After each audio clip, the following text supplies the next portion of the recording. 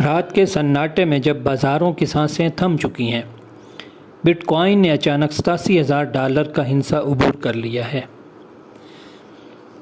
کتنی مزے کی بات ہے۔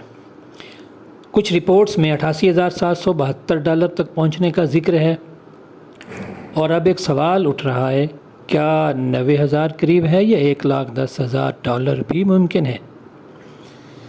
تجزیہ کاروں کا کہنا ہے کہ اگر بٹ کوائن $92,000 کے ریزسٹنس لیول کو توڑ دیتا ہے تو یہ ایک کنفرم بل مارکیٹ میں داخل ہو جائے گا۔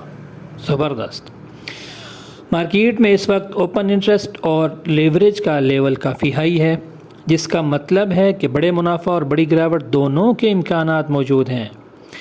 دوسری طرف ویلز بھی متحرک ہو چکے ہیں۔ ایک ہی ٹرانزیکشن میں 177 ملین کی خریداری دیکھنے میں آئی ہے، جو مارکیٹ میں مضبوط کانفیڈنس کا اشارہ ہے۔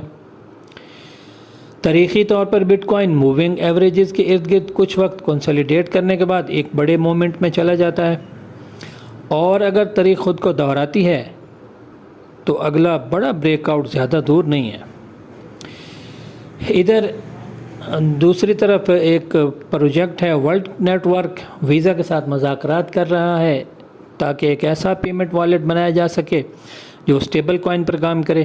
اگر یہ پارٹنرشپ کامیاب ہو جاتی ہے تو ورلڈ والیٹ ایک منی بینک اکاؤنٹ کی طرح عام صارفین کے لیے دستیاب ہوگا، جو کہ مین اسٹریم پیمنٹ سسٹم میں کرپٹو کرنسی کے انضمام کی طرف بہت بڑا قدم ثابت ہو سکتا ہے۔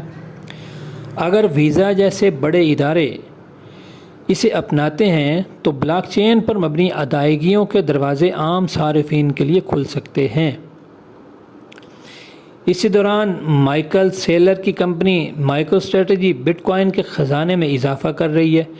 3 گھنٹے قبل تازہ ترین خریداری میں 6,911 BTC شامل کیے گئے ہیں، جن کی مالیت قریباً $584.1 ملین بنتی ہے، جس کے بعد کمپنی کے پاس کل 5 لاکھ BTC جمع ہو چکے ہیں۔